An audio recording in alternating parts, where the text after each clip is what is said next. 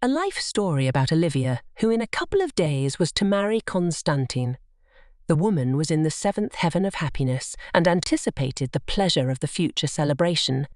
But everything changed by a single incident. A little girl from the street came to the wedding of the rich and offered the groom to read the hand, and when the bride heard what a surprise prepared her fate. Welcome back to Tales Tracks. I am excited to share a new story with you. Let's get started. Olivia stood before the mirror, lost in thought. Today she will become a married woman. It's a pity her father didn't live to see this day. Would he have approved of her choice, I wonder? He always feared that his daughter would fall prey to those seeking wealth, a fear he partly imparted to her. She even hesitated to trust Harry for a long time, despite their near-perfect alignment in tastes and preferences. The same favourite music, the same beloved movies, a complete convergence of views. Before Harry, she had never experienced that exhilarating sense of unity, where you start a sentence and your partner finishes it. Such synchronicity seemed too incredible, too beautiful to be true. But her best friend Inna expressed herself unequivocally and categorically on the matter. Are you out of your mind? People spend years searching for their soulmate, someone who understands them, shares their views on life, and fate has handed him to you on a silver platter, and yet you hesitate. You have money, and you don't need to marry for financial gain. You can afford to marry for love. He doesn't gamble, doesn't hang out at clubs, doesn't drink excessively, and shares all your preferences. What more do you need? In short, I already have the dress for the witness role. It was the final straw that tipped the scale of doubts. And now, after a month of pre-wedding turmoil and grand preparations, the bride looks at herself from the mirror's depth, dressed in a white silk gown with elegant lily embroidery and a miniature tiara in her hair. Harry will arrive any minute, and they will head to the ceremony. Is it normal for the bride to feel nervous? In theory, she should be overjoyed. But why does she feel some vague doubt gnawing at her? Harry's parents won't be at the wedding, and she hasn't even seen them, nor understood where they are now. Perhaps they are poor, and he is ashamed of them. Quite possible. You can't tell over the phone. They are cultured people. They communicate well, but Harry has said very little about them and his past. Most likely, he's embarrassed by the difference in their financial status. After all, it's a man's role to be the head of the family, not to rely on his wife's dowry. Why is she torturing herself like this? Has anyone else made her feel as comfortable and as good as Harry? No, never. Social gatherings were tiresome, nightclubs brought a sense of unhealthy life consumption, and only conversations with Harry put everything in place, making the world whole and harmonious. What's that noise over there? Harry has arrived. How wonderful. Otherwise, she might have concocted all sorts of unnecessary worries due to tension. The Bristol restaurant was full of guests. However, they were mostly Olivia's guests. From the groom's side, there were only a few friends and no relatives. Guests curiously glanced at Harry, trying to guess which social circle he belonged to and what he represented. Opinions differed radically, converging only on one point. The young man, of course, was quite a catch, impeccable manners, but he was unknown in any more or less respectable circles, and therefore nothing definite could be said about his Did Olivia act rashly? With the inheritance she received, she should have been more cautious.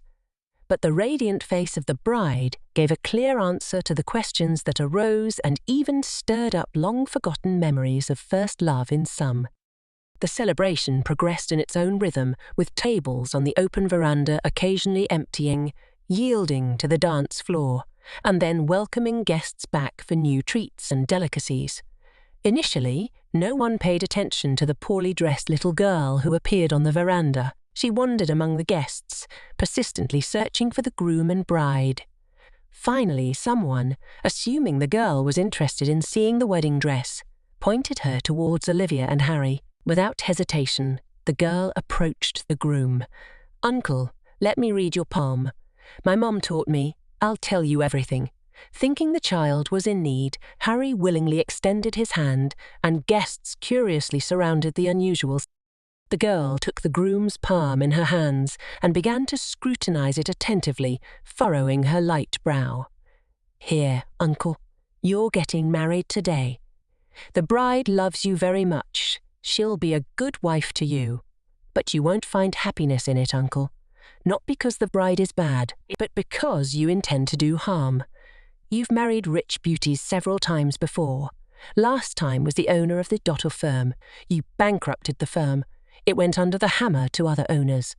Everything worked out for you until now, but ill-gotten wealth comes and goes, uncle, and you'll be left with nothing." A silent scene fell among the guests. Harry, wide-eyed, swallowed air, while Olivia was on the verge of fainting. Tennessee found his voice. "Oh, get out of here!" "Who let this ragged girl in?" "Security. Get her out of here immediately.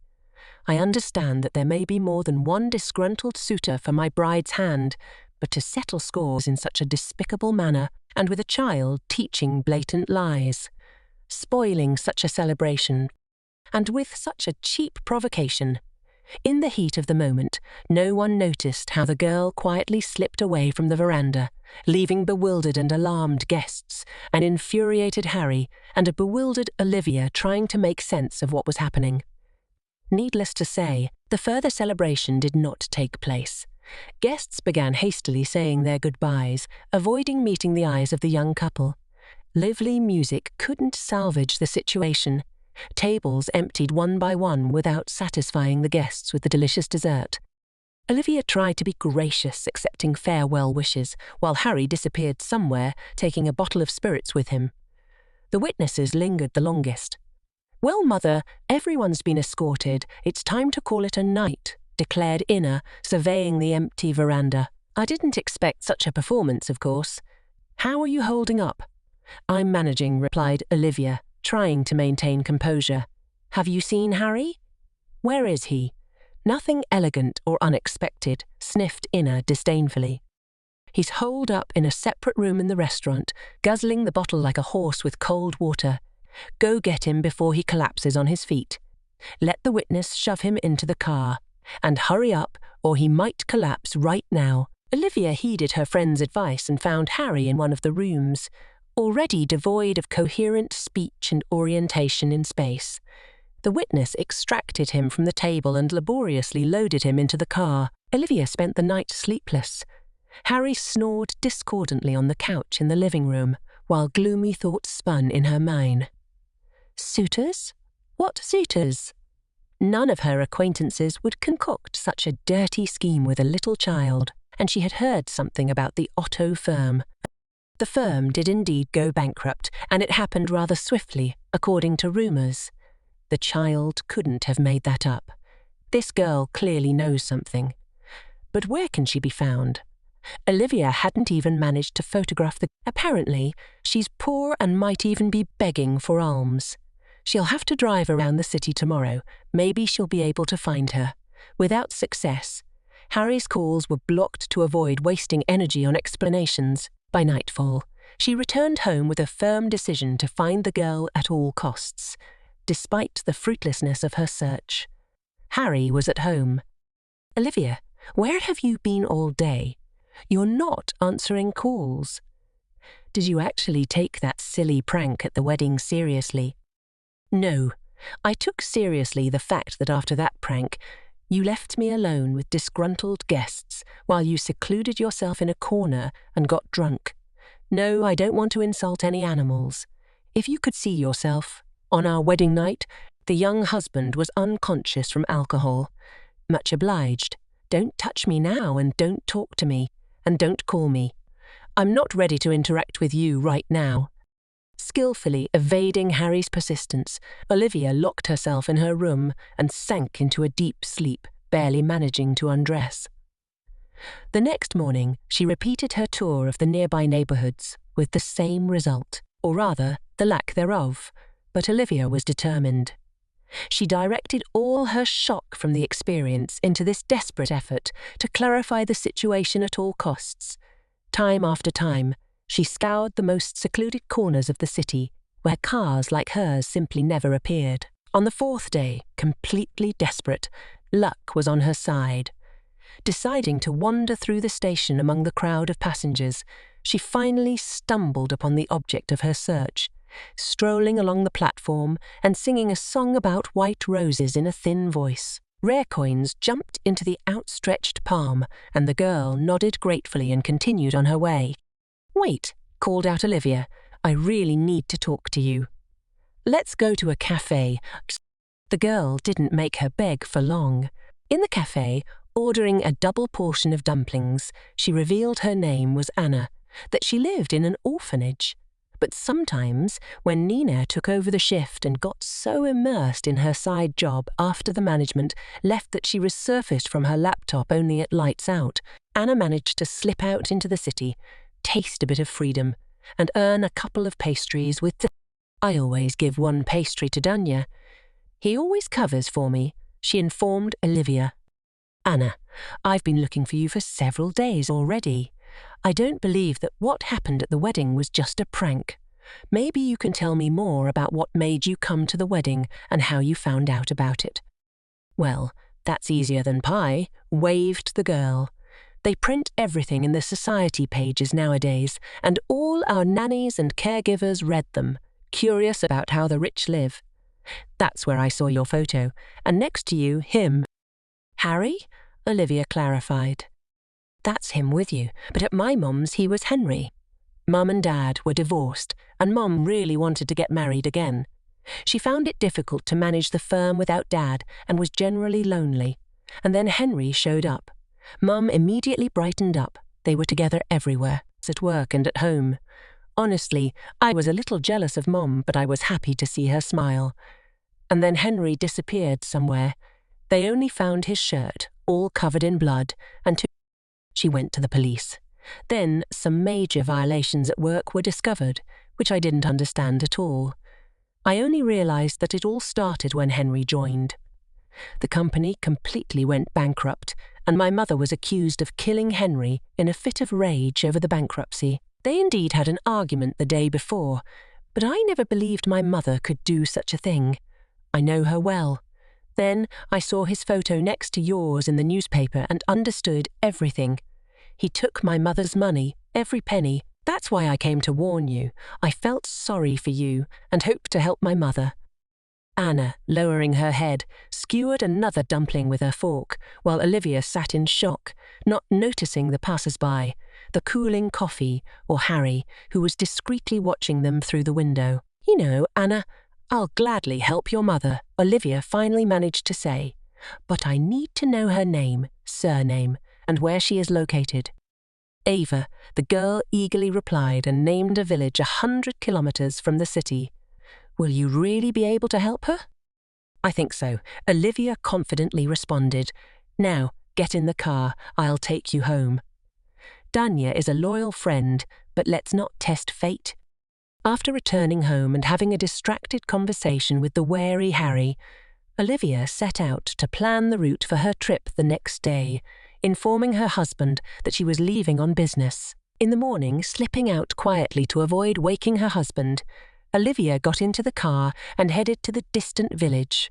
On the way, she was overwhelmed with conflicting thoughts. The only thing she could do was try to clear Anna's mother of the false murder charge, because Harry Henry was right there, alive and well. There was nothing more she could prove at the moment. What had happened to the finances of the auto company, she didn't know, and much of it would probably be difficult to restore. Would Harry's mere presence be enough to get Anna's mother out of jail? All she could accuse Harry of at the moment was polygamy and living under false documents.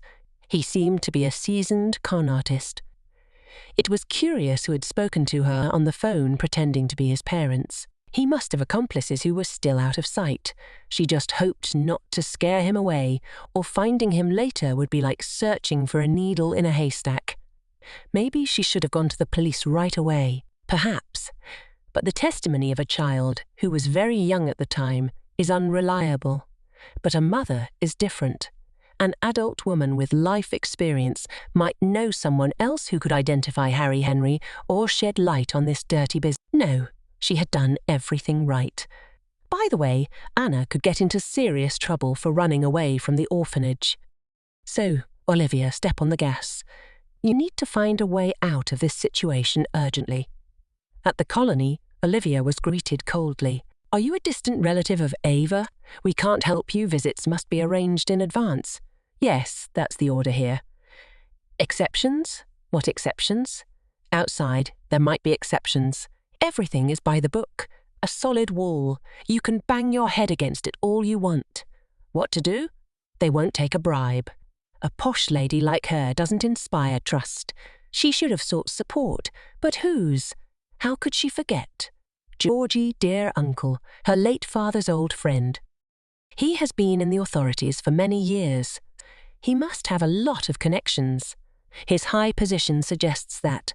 I need to call him immediately.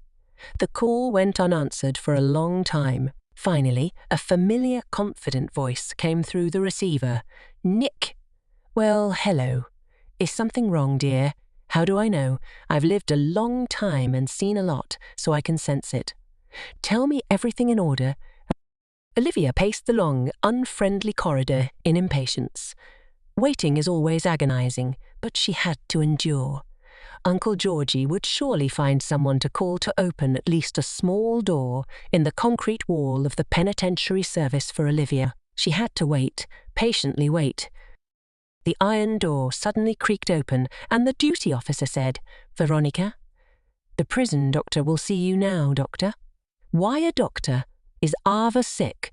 That would be the last straw. A frail, elderly man in a white coat greeted Olivia. Are you here for Ava? I'm very sorry, but you won't be able to see her. She is in a critical condition and urgently needs surgery. I heard they told you to assist, so if you want to speak with Ava, you'd better focus on her treatment immediately. What's wrong with her? Olivia's throat suddenly felt dry, and she had a sinking feeling in her stomach. Acute pancreatitis. It's a complicated case. Without surgery, she might not survive, the doctor said succinctly. Can you prepare her for transport? I'll cover all the costs. I must get Ava out. My life depends on it. Olivia tried to be as brief and persuasive as possible. I'll arrange everything. The doctor nodded. We can still make it. Olivia was feverish with anxiety. She was feverish during all the endless preparations and transport arrangements, feverish behind the wheel as she followed the ambulance, and feverish in the hospital waiting room during the agonizing wait for the operation to end. It seemed to her that this small, exhausting tremor had fused with her and would never go away. But finally, the frosted glass doors opened and a tired, elderly surgeon approached her to report on the operation's progress. Will she live? Olivia preempted the surgeon with her question. We stabilized her condition. The necrotic tissue was removed and a drain was placed. We hope for the best. I can't promise you more right now. The pancreas is a tricky organ and can cause unexpected complications. She is in intensive care now and will be monitored properly. She's young. Her body should cope. Do you need any medications or specialists? Olivia couldn't bear the long wait. We have everything necessary, and our doctors are quite qualified. Your desire to do everything possible for Ava's recovery is understandable and commendable, but you'll need to be patient. We are only human. The rule of God has not... I understand. Olivia finally felt how exhausted she was. Here's my phone number. I'll be available all the time. If the patient needs anything, please call me. I'll do everything possible. With such support, I'm quite confident about Ava. The doctor smiled for the first time, and his smile was very pleasant. I'll keep you informed. Olivia returned home past midnight. Harry was nowhere to be seen, and she stretched out on her bed with relief, freed from the need to talk to a dangerous and now completely alien person. In the morning, not finding Harry in the house again, Olivia grew worried. Could he have sensed something was wrong and fled? It was possible, But if she hadn't gone to Ava yesterday, Ava would probably be dead by now. Even if this marriage swindler had disappeared, she had done everything right. Now it was time to visit Alexander. If Ava pulled through, and she certainly would.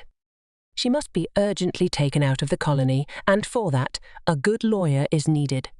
She won't survive there after such an operation. After Alexander, I will need to visit Anna and tell her about her mother. The girl must also be taken out of the orphanage before her escapes cause her any serious trouble. Well, the coffee has already cooled. No big deal. We'll drink it cold. Alexander, after listening to Olivia, rolled his eyes. Dear, how did you manage to get into such a mess? Let's call it that. Yes, I will definitely take up Ava's case. The alleged death of her husband followed by his resurrection fundamentally changes the essence of the process. God willing, she will pull through and provide the necessary testimony. I recommend you immediately file a statement about the marriage fraud. Let's start with that before this scoundrel disappears. To her surprise, the police took Olivia's statement seriously. Apparently, Harry, though who knows his real name, was already known to them. They listened to Olivia carefully, recorded her testimony, and were about to go out to contact the suspect when a sudden phone call disrupted everything. Veronica, screamed the panicked voice of the maid through the receiver. Your house is on fire. A severe fire. 3 trucks are here already, but they can't put it out. Is anyone in the house? I don't know. It seems like we all managed to get out. Harry, I saw him half an hour ago. I don't know where he is now. Come quickly, we don't know what to do. Olivia rushed home literally like a fire. She saw the ominous black clouds of smoke from afar. Judging by their size and darkness, the fire was indeed severe.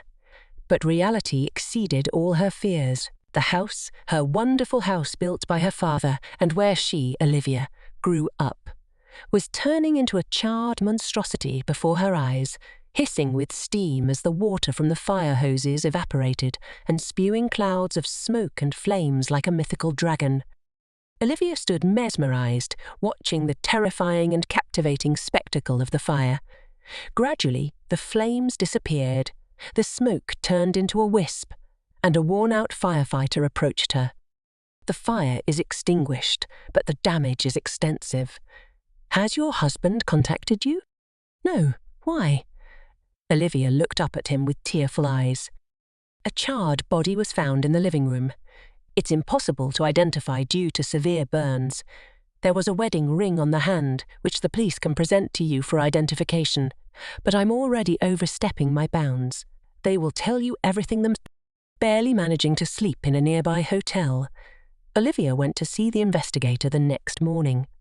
She was tormented by well-founded doubts that the charred body might not be Harry, as he had already attempted to fake his death. Could the scoundrel evade responsibility again? This could not be allowed. What a long corridor. Now turn left and the investigator's office will be there. A deep male voice made Olivia stop just bore the turn. Buddy, don't stress and listen to your elders. Even if that swindler vanished, leaving some drunk in his place, the most you'll get out of this case are 2 dead ends. You'll never find the polygamist. He changes documents like the wind. And the body, how long will it take to identify it? There are no real DNA materials for the polygamist, and Pal Palek is already gearing up for a new badge. You'll ruin his performance metrics. Then it's your fault.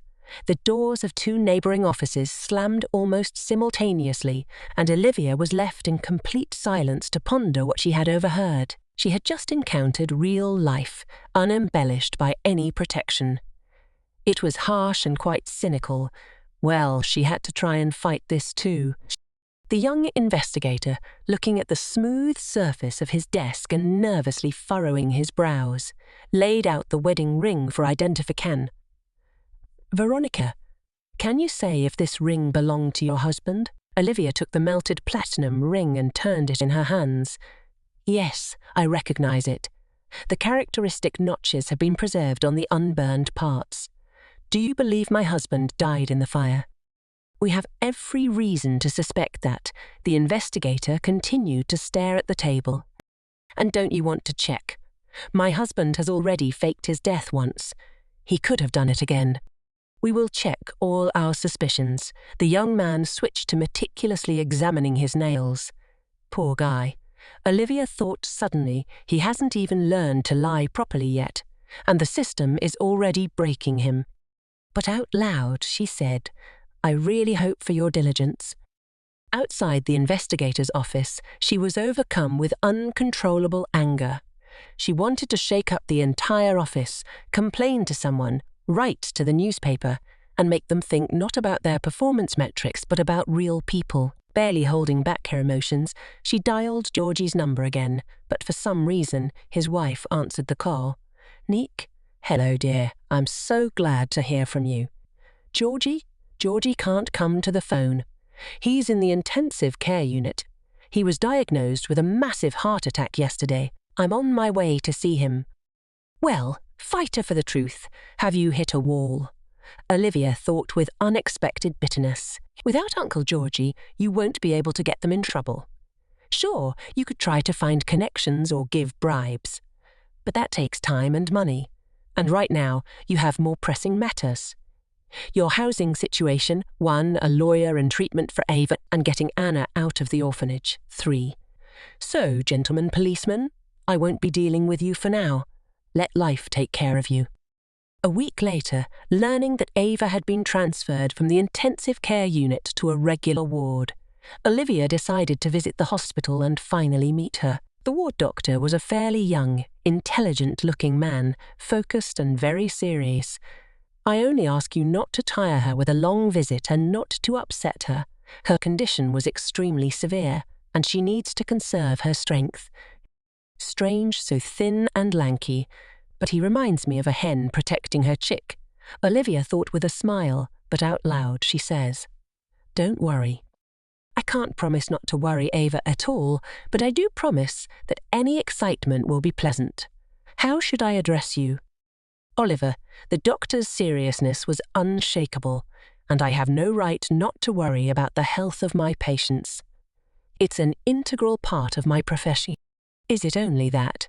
Olivia almost blurted out, but bit her tongue in time. Ava lay on the hospital bed, pale and exhausted, all wrapped up in some tubes whose purpose was probably only known to the serious doctor. But her eyes still had a lively sparkle, and even now it was evident that this woman was once quite beautiful. "Hello, Ava," Olivia said, sitting down in a chair by the bed. "We are somewhat acquainted. Anna has told me about you." "Did you pay for my treatment?" Ava's voice was quiet. "How do you know my daughter?" "Your treatment isn't a big expense for me," Olivia smiled. "And Anna is a very resourceful and brave girl. We met by chance, but now we have every reason to reconsider the court's decision and secure your release." "How?" The woman couldn't believe such a turn of events. "How is that even possible?" "For a good lawyer, it's quite possible. You see, since your supposedly murdered husband appeared alive and quite energetic in my life, I'm now his next wife, or rather, widow, or perhaps like you, not quite a widow, but that's not important. What matters is that since his death turned out to be fiction, the lawyer can work to have the charges against you dropped. He's already working on it." "So, Henry tricked you too?" Ava smiled wryly. "He really knows how to do it." "Well, thanks to your daughter, I was luckier. I only lost my burnt house and the valuables inside. My securities and bank accounts are intact, so I got off lightly compared to you." "Anna." Ava's face lit up and transformed. "She is such a daredevil, I guess. I always knew she was capable of adult actions. Sometimes it seemed to me that she was smarter than me." "Well, if Oliver saw his patient like this," Olivia thought, looking at the mother's shining eyes, "it's no wonder he cares so much about her. If I were a man, I probably wouldn't resist either." At that moment, right on cue, Oliver slightly opened the door and inserted his strict profile into the gap. "Varenka, with all due respect, your visit has been somewhat prolonged. The patient should not be overly tired." Don't worry, Oliver. The new news has given me more strength. Ava smiled disarmingly, and the doctor, puffing up and looking even more like a protective hen, quickly closed the door, muttering something to himself.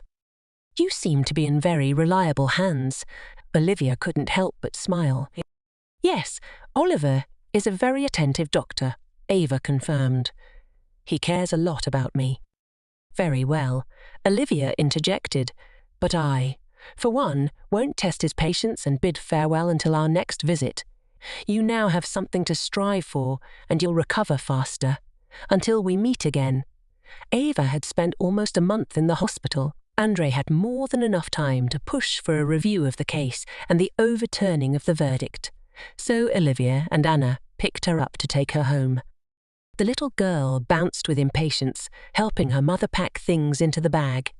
Ava smiled happily, and Oliver frowned habitually, clicking his ballpoint pen and rereading the medical history. I insist once again on a strict diet with minimal fat and complete absence of raw fibre. Promise to take the enzymes and decoctions of medicinal herbs. I've written down the recipes for the decoctions for you.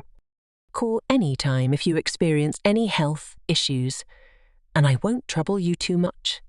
There was a hint of coquetry in Ava's eyes for the first time in a long while. Not at all. Olivia replied for the blushing doctor, We'll invite Oliver to monitor your well-being. We can't afford to lose sight of such a doctor. Oliver. Olivia shouted, rising from her sun lounger. Oliver, catch Anna and Vitaly. They're about to run into the sea. Don't worry, Ava squinted, spotting her husband's slender figure. Have you forgotten about his ever-pervading vigilance? They're still 5 meters from the water, and Oliver is just 2 jumps away. Your husband is the epitome of attentiveness, while mine, Noah, has gone off water skiing, searching for the wind in the sea. He's an adrenaline enthusiast, nothing, and vitally, though small, seems to take after him. Ava nodded with a smile towards Oliver, who was dragging the protesting toddler away from the water's edge. Kids, who wants to have a photo with the funniest clown in the world. Photo right in the middle of the trick. A strangely familiar voice nearby announced, and both women exchanged wary glances. Did you hear that too? Olivia asked her friend. I didn't just hear it. I'm absolutely certain. Ava replied instantly, her demeanour turning serious. That's unforgettable. All right, stay here with Oliver and the kids. I'll go to the police. This time he won't get away, Olivia decided. Do you think it'll work? Ava responded with doubt. It will. The 3rd attempt will be successful, Olivia declared decisively and dashed off in her swimsuit towards the beach exit. An hour later she returned, flushed and dishevelled, her nostrils quivering with anger and excitement, as 2 men in plain clothes approached the clown and quietly said something to him, trying not to attract attention. You're like a fury unleashed. Ava looked at her friend with concern. I honestly doubted the police would even listen to you. When a woman becomes an arrow, flying straight to the target, she exudes a special charisma, Olivia stated grimly, watching the clown intently. Meanwhile, the men in plain clothes had tightly surrounded the clown and were leading him towards Olivia and Ava. Please remove the wig and the fake nose. One of them sternly addressed the clown. Ladies, do you both recognize him? Henry, my former husband, allegedly killed by me 5 years ago, Ava started with a flat voice. Harry, my ex-husband, supposedly perished in a fire 4 years ago. Olivia gritted through her teeth, trembling with rage. His photo and the death certificate have been occupying the memory of my phone for 4 years just in case. Sir, do you know these women? The policeman directed the question to the clown. Scum, he hissed, ignoring the question. You've joined forces. You've should have burned down the house with you. He turned to Olivia. Would have been safer. Did your cronies betray you? Olivia's anger suddenly turned into icy calmness. Seems like even with all your schemes, you ended up as a beach clown. Didn't steal enough from Daddy's house. I hate all of you. The clown was shaking as if in a fit. I'd strangle you all right now, with my own hands. That's enough. Citizen, the policeman sharply cut him off and turned to his partner. Let's get him in the car. Looks like we've caught an exotic fish today. With these words, he handcuffed the struggling and shouting clown and led him towards the car. He who digs a pit falls into it, Ava said thoughtfully, shaking her head as if dispelling heavy memories. Let's go to our husbands. They've been trying to distract the kids from this mess. Olivia decisively rose, and the women headed towards Oliver and Noah, who were playing ball with the children, occasionally casting worried glances at their wives.